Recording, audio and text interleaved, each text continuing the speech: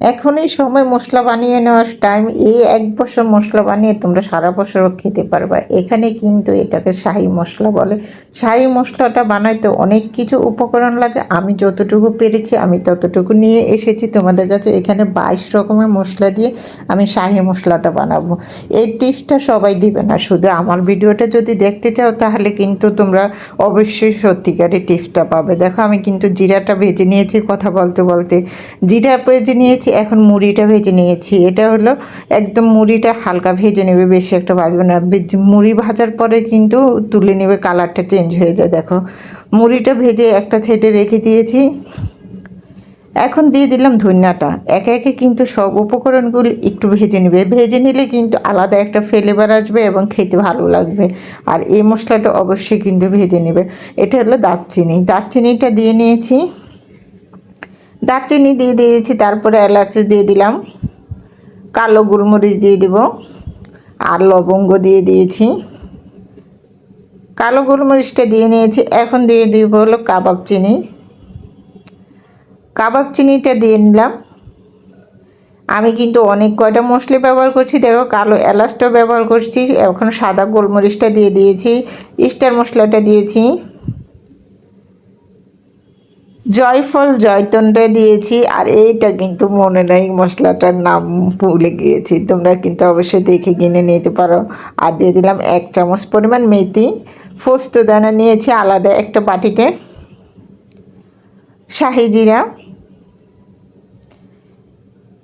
এই মশলাগুলি সবই সাজিয়ে নিয়েছি। এখন সর্ষে দিয়েছি কিন্তু 1 চামচ টেবিল চামচে, আর নিয়েছি কিশমিশ, কিশমিশ আর বাদাম। এই দুইটা কোনো ইয়েতে শাহি জিরাতে দেখাবে না, শাহি মশলা শুধু আমার কাছেই পাবে, কারণ এটা টিপস সবাই আড়ালে রাখে, কেউ বলে না। তেজপাতাটাও নিয়েছি, সামান্য একটু আগুন দিয়ে হালকা গরম করে মচমচে করে নিয়েছি। ভাজা হয়ে গিয়েছে, নামিয়ে নিয়েছি। এখন ভেজে নেব বাদামটা। এখানে নিয়েছি পেস্তা বাদাম এবং নিয়েছি কাজু বাদাম। কাজু বাদাম আর পেস্তা বাদামটাও কিন্তু ভেজে নিতে হবে, যেহেতু এটা মশলাতে ব্যবহার করবে সেই জন্য। ভাজা হয়ে গেছে কাজু বাদাম আর পেস্তা বাদামটাও নামিয়ে নিলাম। অবশ্যই ভেজে নেবে, নাহলে কিন্তু ফ্লেভারটা ভালো আসবে না আর অনেক দিন থাকবে না। দেখো আমি এখন শাহি জিরাটা আর পোস্তদানা আর সর্ষেটাকে ভালো করে ভেজে নিয়েছি। কিশমিশটাকেও ভেজে নিচ্ছি, কিশমিশটাকেও ভেজে নেবে অবশ্যই, তেজপাতাটাকেও হালকা ভেজে নেবে। সবই কিন্তু হালকা ভেজে নেবে, পরিমাণে বেশি ভাজবে না। আর শুকনো মরিচটাকেও ভেজে নিচ্ছি। একে একে সম্পূর্ণ উপকরণগুলি দেখো আমি ভেজে একদম সব রেডি করে নিয়েছি। এটা কিন্তু এক সাইডে রেখে দিব ঠান্ডা হওয়ার জন্য। ঠান্ডা হওয়ার পরে কিন্তু অবশ্যই ব্লেন্ডার করে নেব। গরম গরম তোমরা ব্লেন্ডার করতে যেও না, তাহলে কিন্তু একটা গরম ভাপে কিন্তু মশলাটাও নষ্ট হওয়ার সম্ভাবনা থাকবে, কারণ ভাপে কিন্তু পানি জমে যাবে। সম্পূর্ণ উপকরণগুলি এক সাইডে রেখে আমি ঠান্ডা করে নিয়েছি খুব ভালো। দেখো একদম হাত দিয়ে ভালো করে মিশিয়ে নিচ্ছি। এভাবে করে কিন্তু তোমরা এই মশলাটা সারা বছর সংগ্রহ করে খেতে পারবে, এবং সম্পূর্ণ বিরিয়ানি কাচ্চি বলো মানে সব কিছুতেই কিন্তু মাংসের তরকারিতে ব্যবহার করতে পারবে। আর 1 কেজি মাংসের জন্য শুধু 1 চামচই ব্যবহার করবে, অন্য না, বেশি পরিমাণে দিও না। দেখো ব্লেন্ডারে জারে নিয়ে নিয়েছি সম্পূর্ণ উপকরণগুলি একসঙ্গে মিশিয়ে, কিন্তু আগে হাতে নিয়েছি, এখন ব্লেন্ডার ঝাড়ে নিয়েছি।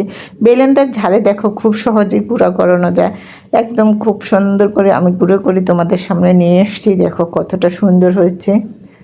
এখন কিন্তু এটাকে একটা গামলার মধ্যে রেখে দিব। এভাবে করে সম্পূর্ণ মশলাগুলি আমি কিন্তু গুঁড়ো করে নেব। এইটা এখনই যে সুন্দর ফ্লেভার বের হয়েছে, এটা তরকারিতে দিলে তরকারির স্বাদ ফ্লেভার দ্বিগুণ হয়ে যাবে। তোমরা চাইলে কিন্তু অবশ্যই আমার মধ্যে এভাবে করে মশলাটা বানিয়ে নিতে পারো, কারণ ঈদের আর বেশি দিন বাকি নেই, 2-1 দিন আছে। তোমরা ওই ঈদের মধ্যে কিন্তু এই মশলাটা অবশ্যই বানিয়ে সারা বছর সংগ্রহ করে খেতে পারবে। মশলাগুলি বানিয়ে এক সাইডে রেখে দিয়েছি আরও কিছুক্ষণ ঠান্ডা হওয়ার জন্য। ঠান্ডা হওয়ার পরে কিন্তু অবশ্যই বয়মে ভরবে, গরম গরম ভরতে যাবে না, তাহলে কিন্তু এটা গরম ভরলে কিন্তু গরম একটা ভাপে মশলাটা কিন্তু নষ্ট হয়ে যাবে, অনেক দিন রাখা যাবে না।